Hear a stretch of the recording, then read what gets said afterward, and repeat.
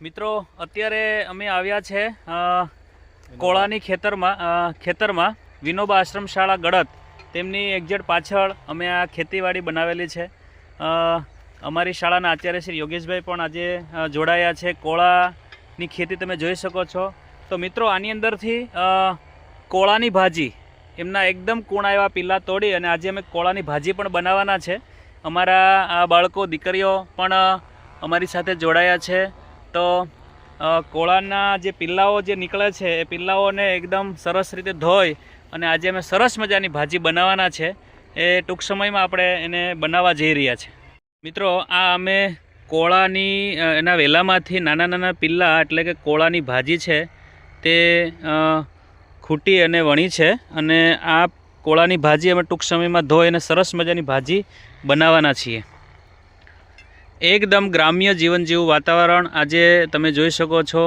બાજરાના રોટલા, ઓળો અને કોળાની ભાજી પણ અમે સાથે સાથે બનાવવાના છે। એકદમ ગ્રામ્ય જીવન જેવો આપણને અહેસાસ થશે।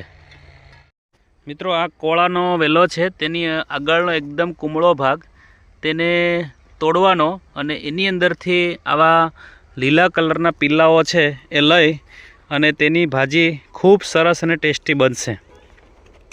એકદમ ઓર્ગેનિક ભાજી અમે બનાવવા જઈ રહ્યા છે। મિત્રો અમે કોળાના ખેતરમાંથી કોળાના નાના નાના પિલ્લાઓ છે તે તોડ્યા છે ભાજીના રૂપે અને હવે આ ભાજી છે એ એકદમ સરસ જે પાન છે એકદમ અલગ કરવામાં આવે અને ત્યારબાદ તેને ધોવામાં આવશે અને પછી આગળની આખી રેસીપી છે આપણે જોઈએ। મિત્રો અમે રેસીપી બનાવવા જઈ રહ્યા છે, કોળાની ભાજી બનાવવા જઈ રહ્યા છે।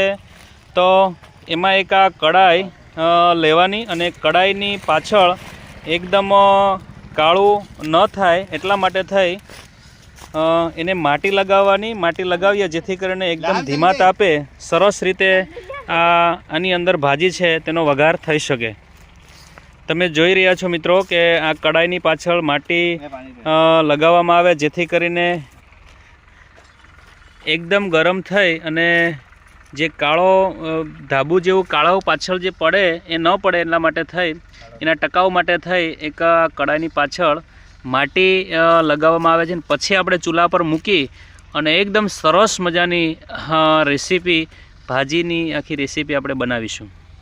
મિત્રો અમે હવે ભાજી બનાવવા જઈ રહ્યા છે। હવે આ ચૂલો એકદમ નેચરલી ચૂલો છે અને આ ચૂલા પર અમે આ કડાઈ મૂકી છે। હવે કડાઈની અંદર તેલ અને જે કંઈ જરૂરી સામગ્રી છે તે હવે નાખીશું અને પછી આપણે આ ભાજી આગળ બનાવીશું।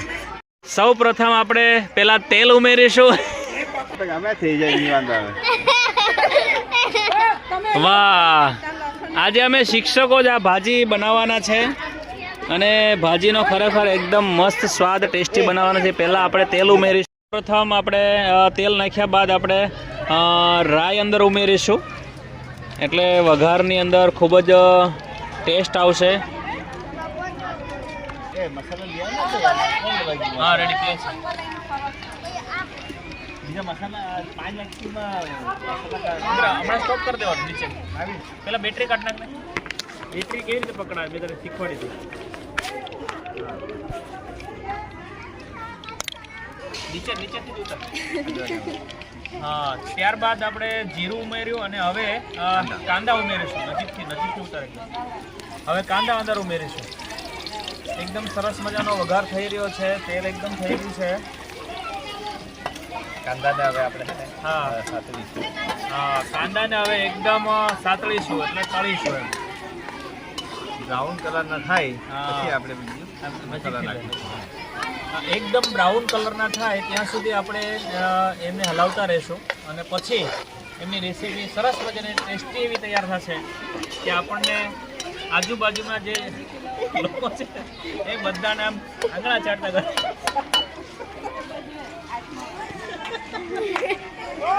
વાહ, તેલ ફેંક્યું કે બરાબર? હા, બહુ તેલ નહીં। અમારી રેસીપી બની રહી છે। ટૂંક સમયમાં આપણે ભાજીનો સ્વાદ ઓછા તેલમાં ઓછા મસાલાની અંદર ટેસ્ટી ભાજી આપણે ખાવા જઈ રહ્યા છીએ।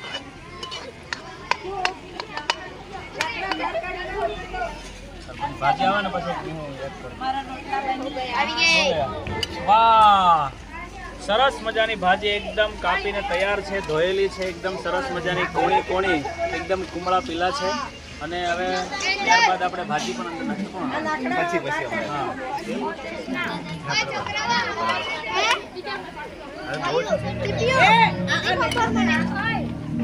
અહીંયા તમે મસાલા પણ જોઈ શકો છો. આ બધા મસાલા છે આપણે આની અંદર વાપરવાના. નજીક જાઓ. હા, આ બધા મસાલા આપણે આની અંદર વાપરવાના છે. તો હવે ટૂંક સમયમાં આપણે આ એકદમ બ્રાઉન કલરનું થઈ જાય, હું અહીં બતાવું છું. અહીંયા બ્રાઉન કલરનું થઈ જાય અને પછી જ આપણે બધા જે ભાજી છે એ અંદર ઉમેરીશું. સ્ટોપ કર દે. લસણ એકદમ લીલું લસણ કાપી અને વઘારમાં આપણે અંદર ઉમેરીશું. રેસીપીમાં આદુ લસણનો પેસ્ટ છે તે ઉમેરીશું 2 ચમચી જેટલો.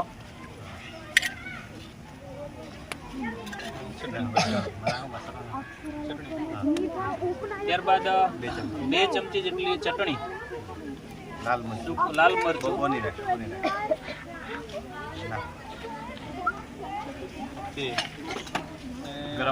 ગરમ મસાલો 1 ચમચી જેટલો ગરમ મસાલો,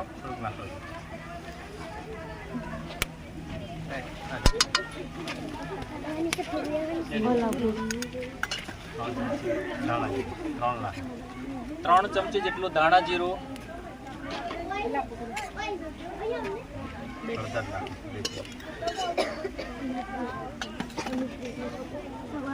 ત્યારબાદ 2 ચમચી જેટલી હળદર,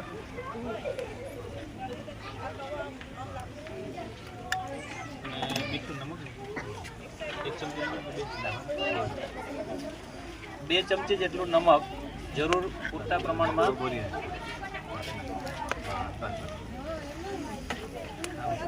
અને હવે આ લીલો ધાણો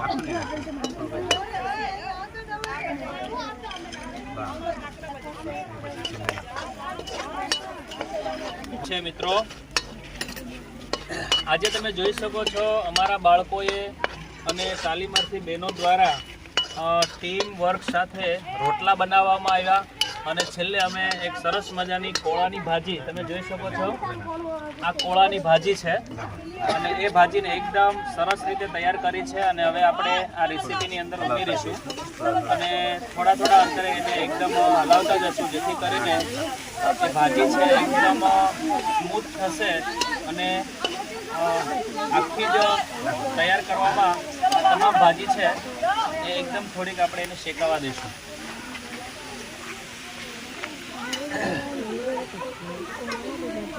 આજનું આ જે વાતાવરણ છે એકદમ ગ્રામ્ય જીવન જે રીતે લોકો જીવે છે એની અનુભૂતિ અમારા બાળકોને થઈ. આ જોઈને આપણને થોડા શબ્દોમાં કહેવાની કહી શકાય કે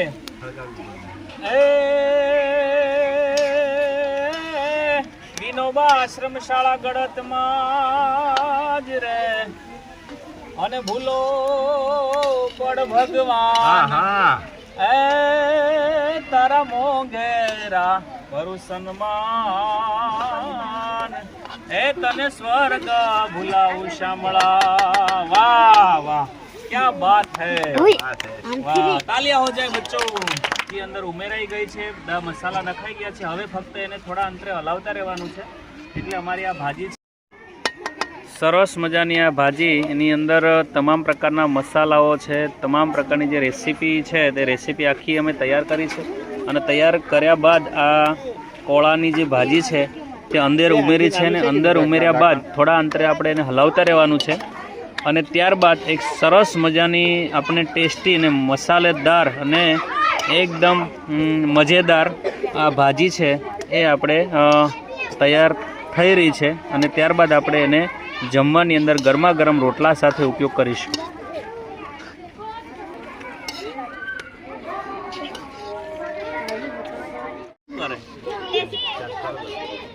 મિત્રો હવે આ રેસીપી આખી તૈયાર થઈ ગઈ છે, ભાજી અંદર ઉમેરાઈ ગઈ છે, ભાજી અત્યારે પાકી રહી છે, તો થોડી વાર માટે થઈ એની ઉપર આ જે ઢાંકણ છે એના ઉપર ઢાંકી દેવાનું, જેથી કરીને એની અંદર જે કે વરાળ ઉત્પન્ન થાય જેનાથી એકદમ મસાલેદાર અને એકદમ મજેદાર આ ટેસ્ટી આ ભાજી આપણે તૈયાર કરી અને જમી શકીએ.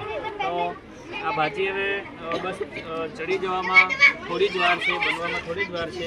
ત્યારબાદ આપણે બધા સાથે મળીને એક વનભોજન જેવું, ગ્રામ્ય જીવન જેવું આપણે આજે અનુભૂતિ કરીશું. બધા ખાશો? વાહ, હા. અમારી ભાજી તૈયાર થઈ જવા રહી છે. ઢાંકણ આપણે થોડી વાર અંતરે લઈ લેશું અને થોડા અંતરે આપણે એને હલાવતા રહીશું, જેથી કરીને આ રેસીપી છે એકદમ સરસ રીતે ક્રશ થઈ અને ગ્રેવી બની જશે.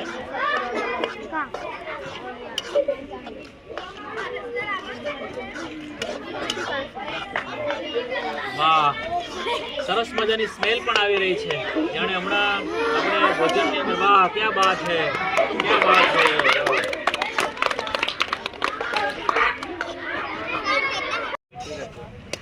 મિત્રો હવે આ ભાજી છે એકદમ તૈયાર થવા આવી છે.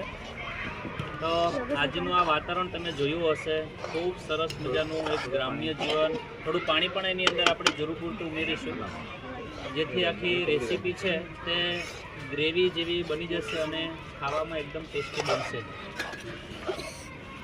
મિત્રો, ગ્રામ્ય જીવનની અંદર શહેરનું આંગણું ભૂલાવી દે એવું ગામનું આંગણું હોય છે.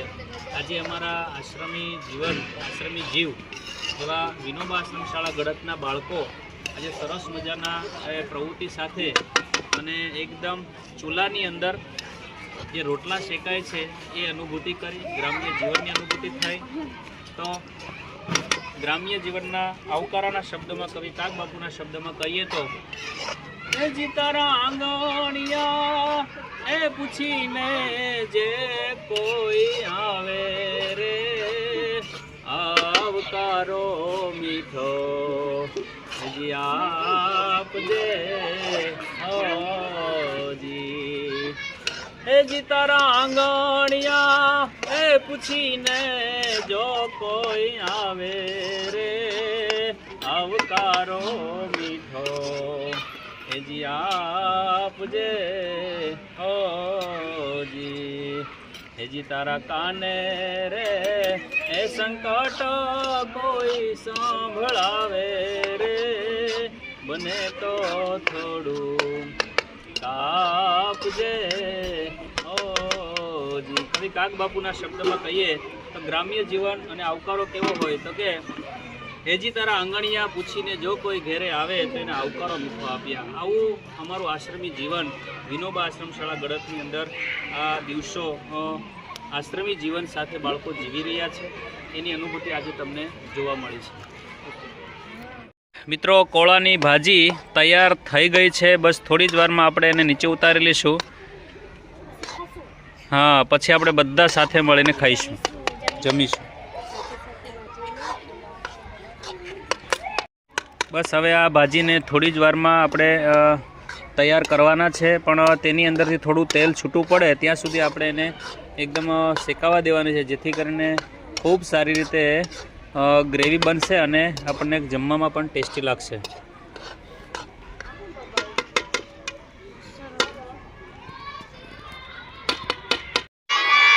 હા, વાહ વાહ, મારા વાલા બાળકો ખૂબ ખુશ છે. મિત્રો, આ રેસીપી એકદમ તૈયાર છે. ભાજી અમારી તૈયાર થઈ ચૂકી છે. હવે ફક્ત એમાં થોડો ધાણો ઉમેરી અને હવે આ ભાજીને આપણે નીચે ઉતારી લઈશું અને પછી જમવાની અંદર આપણે ઉપયોગ કરીશું. થોડો એવો ધાણો આપણે એકદમ સ્મેલ અને ટેસ્ટ માટે થોડો ધાણો આપણે ઉમેરીશું અને ધાણો ઉમેર્યા બાદ આપણે હવે ચૂલા પરથી આ ભાજીને આપણે નીચે ઉતારી લઈશું ને એકદમ આપણી ભાજી છે તે તૈયાર થઈ ચૂકી છે. અને હવે જમવા લાયક રીતે રોટલા સાથે અમે ગરમા ગરમ રોટલા સાથે હવે અમે જમવાના છીએ. વાહ!